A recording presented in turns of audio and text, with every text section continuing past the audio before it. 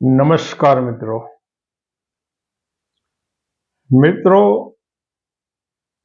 પ્રયાગરાજનો મહાકુંભ ચાલશે ત્યાં સુધી આપણે કંઈક ને કંઈક વાતો વાસ્તવિકતા સાથે, તથ્ય સાથે અને સત્ય સાથે કંઈક ને કંઈક એવી બાબતો છે કે આપણે લઈને આવીશું અને એની પર ચર્ચા કરીશું.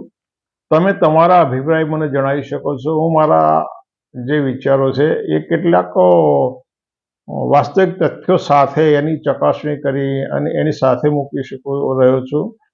એમાં ક્યાંય ફેકોલોજી નથી, જૂઠી બાબતો નથી, કોઈની બદનક્ષી કરવાની બાબત નથી, બદનક્ષી કરવાનો પ્રયાસ નથી. પણ છતાંય કોઈક લોકો એવું માની લે કે ભાઈ આ રીતનું છે, તો હવે એને એવું માનતા પણ હું રોકી શકું એમ નથી. પરંતુ આજે અમૃત સ્નાનનો વળી પાછો દિવસ હતો પ્રયાગરાજ મહાકુંભ સ્થળે ગંગા મૈયામાં.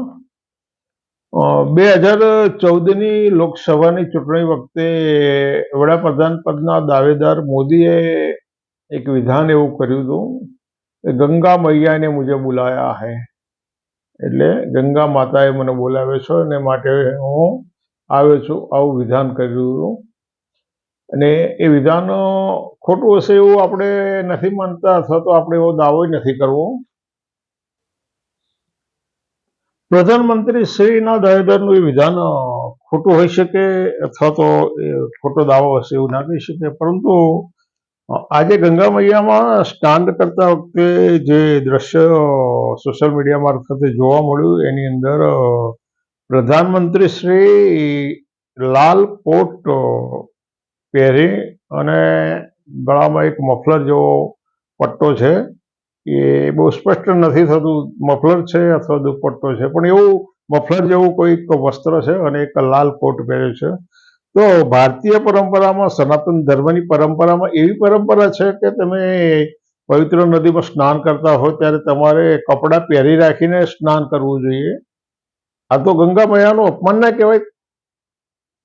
તમને દર્શક મિત્રો, હું તમને સવાલ એવો કરું છું કે આ ગંગા મૈયાનું મોટું અપમાન નથી કે ગંગા મૈયાની અને જેની ઉપર આટલો બધો ભરોસો હોય કે મને ગંગા મૈયાએ બોલાવ્યો છે અને હું એના શરણે આવ્યો છું એવું 10 વર્ષ પહેલા જાહેર કરવામાં આવ્યું હોય, અને છતાં ગંગા મૈયા ઉપર વિશ્વાસ નથી, માટે ચારે બાજુ બચાવ માટે માણસો અને પેલા બોટ ગોઠવવામાં આવી છે. જો તમને વિશ્વાસ હોય ગંગા મૈયા ઉપર કે ગંગા મૈયા આટલી પવિત્ર છે, તમને બચાવી લેવાની છે, પવિત્ર છે અને એનાથી પવિત્ર થવાનું છે, જે કંઈ પાપો હશે એ નષ્ટ થવાના છે, એવી આસ્થા હોય તો પછી બચાવ માણસો શા માટે હોય? અને સાથે સાથે એક દોરડું પકડીને કેમ નાહવું પડે છે? કારણ કે તમને ગંગા મૈયા ઉપર વિશ્વાસ નથી, ભરોસો નથી, આસ્થા નથી. કપડાં પહેરીને નાહવું અને ગળાની અંદર એક મફલર રાખવું, દોરડું પકડી રાખવું અને ચારે બાજુ બચાવ ટુકડીઓ હોય તો આખી દેશ અને આખી દુનિયાને શું સંદેશો જાય છે?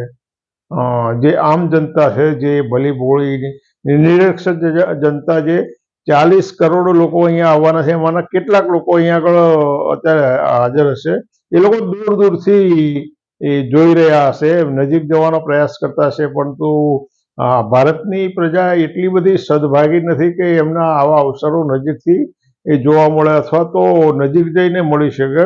હા, અમેરિકા, જાપાન, જર્મનીની પ્રજા તો ખૂબ ભાગ્યશાળી છે કે એના રાષ્ટ્રપતિ એને સીધા એ હાથ મિલાવી શકે, એના રાષ્ટ્રપતિને મિસ્ટર કહીને સંબોધન કરી શકે, એના રાષ્ટ્રપતિની સામે સવાલ પણ એવો કરી શકે કે મિસ્ટર, તમે આ રીતે નહીં રહ્યા છો, તમે વડાપ્રધાન પદના, તમે રાષ્ટ્રપતિ પદના, તમે પ્રેસિડેન્ટ પદના તમે લાયક નથી. એ પ્રદેશની જે પશ્ચિમની પ્રજા છે ને એટલી ખૂબ ભાગ્યશાળી છે અને એટલી સક્ષમ છે કે એના રાષ્ટ્રના વડાને એ સીધા સવાલો કરી શકે છે, એને પૂછી શકે. અહીંયા તો આવો સવાલ કરવાનો કોઈ અવકાશ જ નથી.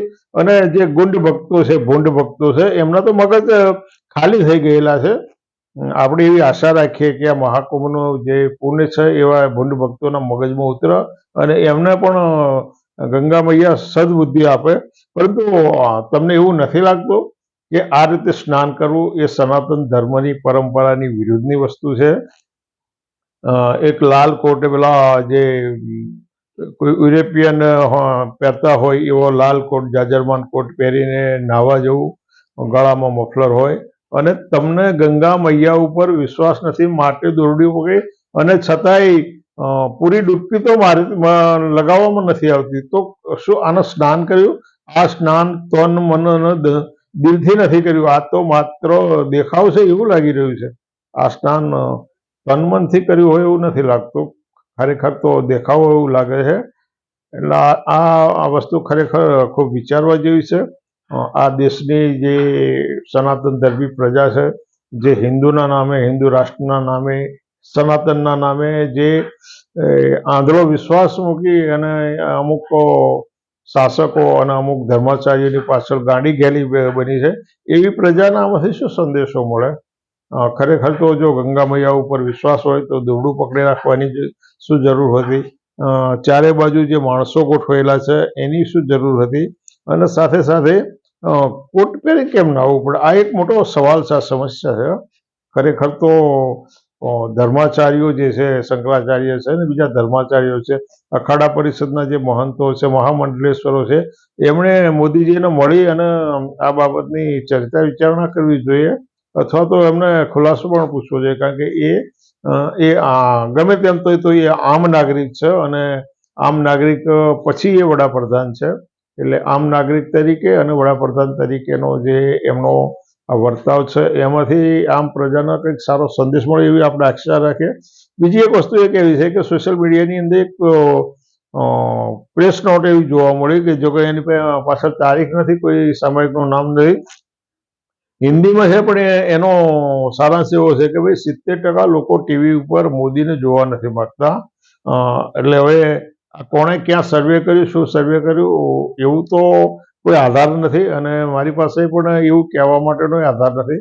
પરંતુ જે સોશિયલ મીડિયા ઉપર જે આ પોસ્ટ આવી છે એમાંથી કંઈક કારણ તો એવું હોઈ શકે કે જે આટલી બધી હેટ સ્પીચો હોય, જો અમુક ખોટા વચનો હોય, અમુક એવી બાબતો હોય અને લોકોનો માનસ બીજી દિશામાં વળી પણ ગયું હોય, એવું બની શકે ને. લોકો એવું વિચારતા હોય કે ભાઈ એકની એક વાત હોય, અમુક પરિવારો માટે, અમુક રાજકીય પક્ષો માટેની આવી હલકી વાત હોય, આવું શા માટે કરવું, આવું લોકો વિચારતામાં હોઈ શકે. જે હોય તે એ પ્રેસ નોટ કે જે કંઈ સાચું છે ખોટું છે એનો સાચા હોવાનો દાવો નથી કરતો, ખોટો હોવાનું કહેવા માટે મારી પાસે કોઈ ઐતિહાસિક આધારો, તથ્યો નથી. પરંતુ આજે ગંગા મૈયાની અંદર જે રીતે સ્નાન કરવામાં આવ્યું છે, દોરડું પકડીને જે સ્નાન કરવામાં આવ્યું છે, એટલે એ વસ્તુ એવું પુરવાર કરે છે, એવું માનવાના કારણો ઊભા કરે છે કે એ પ્રધાનમંત્રીને ગંગા મૈયા ઉપર વિશ્વાસ નથી. બીજું કે પોતે દિલથી સ્નાન નથી કરી રહ્યા, એટલી પૂરી ડૂબકી નથી લગાવી રહ્યા અને એટલા જ માટે એમને ગંગા મૈયા પ્રત્યે આસ્થા નથી, માટે એમણે કોટ પહેર્યો છે અને મફલર રાખ્યું છે. મિત્રો, આ એક આજે કહેવા જેવી વાત હતી એટલે ફરી આપણે આ વિડીયો બનાવ્યો છે. તમને દરેકનો એક વિનંતી છે કે આ વિષય ઉપર તમારી કોમેન્ટ મને મોકલી આપો, તમારા વિચારો મને જણાવો. સાથે સાથે આ ચેનલને લાઈક કરો, સબસ્ક્રાઈબ કરો અને તમારા બીજા મિત્રોને પણ તમે આ વિચારો શેર કરશો. ફરી વખત પાછા આવા જ વિષય સાથે આપણે આવીશું. ત્યાં સુધી ફરી મળીશું. આવજો.